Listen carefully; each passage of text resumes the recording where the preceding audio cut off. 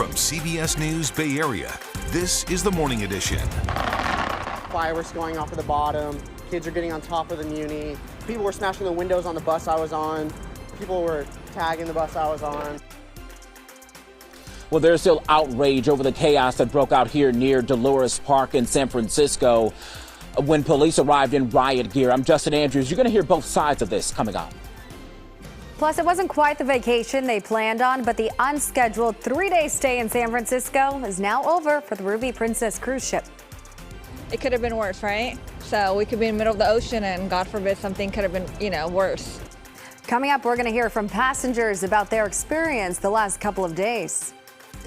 And the commander-in-chief is overseas this morning. What's at the top of his agenda ahead of the high-stakes NATO summit in Europe tomorrow? We're off to a cool and foggy start this morning. Sunshine into this afternoon and a big heat wave around the corner. Yeah, we're going to see some triple digits pretty soon. I'll have more on that coming up. Right, and happy Monday as many of us get our work week started. There are a few busy spots out on the roadways that includes the Altamont Pass and our Bay Area bridges. As you head out the door, we got you covered with all of that. Coming right up, Amanda. But first, we are taking a live look outside for you on our Monday morning. This is from our camera on top of Black Mountain, and look how beautiful that sunrise is above that cloud layer. If only we could all see it. So thankfully, we have these cameras for you. It was kind of a cooler weekend for a lot of us across the Bay Area, but we have some changes coming. It really was. We're still sitting a little bit below average in certain pockets this morning and even heading into this afternoon for our daytime highs. But we do have a big warm up right around the corner, and I want to talk about it just in a second. We're starting off this morning with a live look with that marine layer holding on tight to the Golden Gate Bridge right now. A little bit breezy at the Golden Gate Bridge. Winds about 10 to 15 miles per hour, gusting up to 20. And current temperatures, well, they are nice and cool. We're off to a low start in those low 50s throughout San Francisco. 54 right now in Oakland. We're off to a mild start even over in San Jose at 58. Another live look right now just from that beautiful Black Mountain cam above that marine layer. Daytime highs today, they're actually sitting a little bit warmer. We're sitting in the 80s off near Concord this afternoon, low 80s in Livermore. We'll hit the 70s today in the Santa Clara Valley and some 70s even over into Oakland. But we do have a big change right around the corner. As we take a look at our temperature outlook, even into this week, all throughout California, we're going to be sitting above average. What is going on? Well, we have high pressure ridging its way in from the south. So those triple digits that we saw about 2 weeks ago around 4th of July, yeah, those are going to come right back into our inland areas as that system really begins to develop. Even along the coast, we're going to start seeing warmer temperatures. 60s turn into 70s. Down in the Santa Clara Valley, we're going to see 90s heading into this weekend. And it's going to happen really fast, folks, as early as Friday. So I'm going to dive more into that in a bit. For now, over to you, Jocelyn. All right, thank you, Jess. Well, let's take a look at our roadways on this Monday morning. Things are getting very busy for our super commuters over at the Altamont Pass. It is already about a 54-minute drive, from 205 over to 680. So we are seeing some heavy traffic in and around that area. There is also an accident we want to talk about. This is on Highway 4.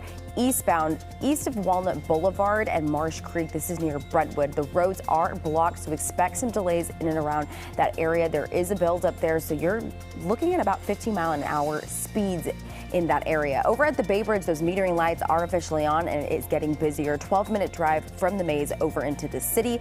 And I do want to remind you, over at the Benicia Bridge, there's still a high wind advisory in effect. Amanda. Well, backlash is growing this morning over how San Francisco police responded to the Dolores Hill bombing over the weekend. Officers in riot gear showing up with tear gas and batons to break up the event here, where hundreds of people were watching skaters and bikers zoom down Dolores Street. Well, more than 100 people, including minors, were detained for hours, sparking protests outside the Mission Police Station. Justin Andrews live for us this morning at Dolores Park. Obviously, a lot more calm there this morning, but what are we hearing from the police chief this morning? Yeah, Police Chief Bill Scott says that he is defending his officers' actions, saying they acted how they should have, especially when it comes to how they say the people here were behaving. He says they were brazen, they were bold. In fact, they were downright dangerous. San Francisco police, they told us that when they arrived here on scene on Saturday night in riot gear, the crowd grew unruly and even ignored calls to disperse. Some people living in the area told police they feared for their safety as fireworks were being set off. Muni buses vandalized, and at one point a teen allegedly spit on a police sergeant who was assaulted as he tried to detain a suspect. Well, obviously, we went back to the neighborhood, started talking to people, and London Hodges was at the Hill bomb when all of this went down. He describes to us what he saw. Take a listen. The cops came up there and some kids were trying to light fireworks off up there. And then like 3 or 4 kids rushed the little barricade thing that they put on the actual Dolores Hill. But it was still fun at first. And then it turned into a little bit of a riot. And even though London Hodges witnessed a teen attacking this Muni bus driver and saw all the chaos, he says the cops could have approached this a little bit differently. The police officers union said in a statement, in part, quote, "In years past, this unpermitted event resulted in severe injuries and even death. Our officers were there to try to facilitate a safe event. However, when the participants chose violence and destruction over fun and community, our limited number of officers were taken from protecting our neighborhoods to deal with this chaos." Obviously, we're hearing from city leaders and also from other people in power here across the city. You're going to hear their reaction to all of this coming up when you see me next in the 30 minutes. I'll send it back over to you, Amanda. All right, Justin, we'll talk to you again soon. Thanks so much for that.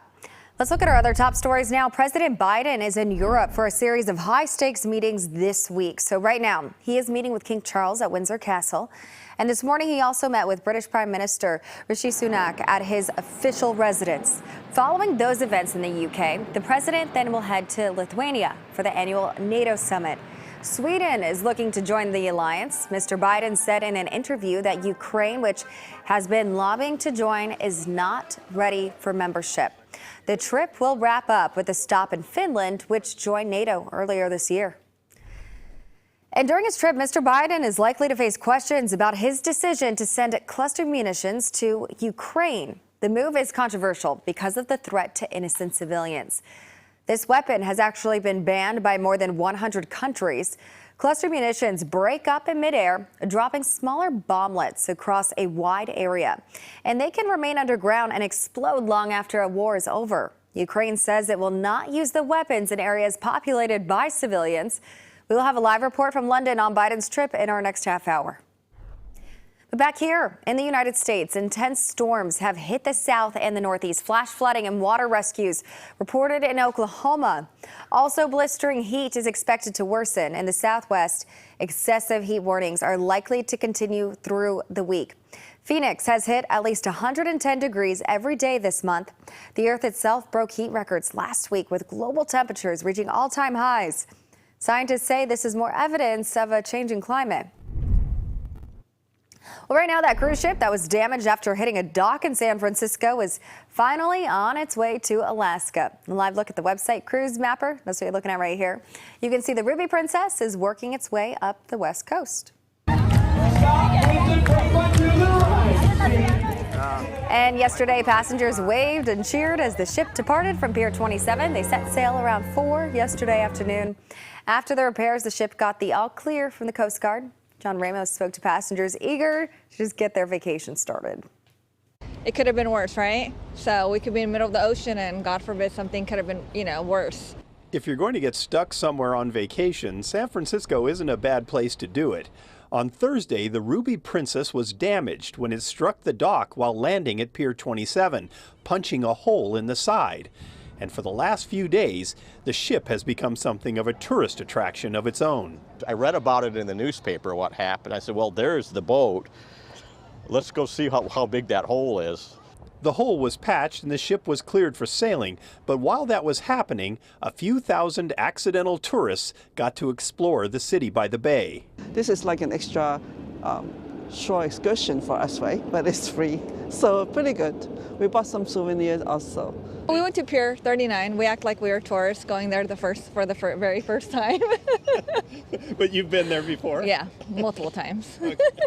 Patrick and Kat Hansen live in a small town in the Central Valley, so they're not complaining about spending 3 days on a cruise to nowhere. Half of the fun of going on a cruise is the experience you get on board, and so we've basically been staying at a luxury hotel in the bay, and it hasn't been bad at all. But there were those who weren't thrilled. Passengers got their money back if they wanted to leave, and Princess Cruises says they'll be departing with 2,677 guests aboard and a crew of about 1,100, or roughly one crew member for every 2 passengers. Stuart Souza was willing to stick it out, but he's not happy that he'll only be visiting the cities of Ketchikan and Prince Rupert before heading home. So we only go to one city in Alaska and one city in Canada, and then we're coming back. Is that disappointing? Well, yeah, we kind of were hoping to, see the glaciers and all that, but, we already had this time scheduled. But Emil and Seda Janjapanyan have decided to focus on the positive, and so far they've had a blast. Free food, free hotel, everything, entertainment, everything. We went over the city, we looked everywhere, and we passed the Golden Bridge, and everything was nice. And now we are happy to go, to leave. It sounds like all's well that ends well. Exactly, exactly.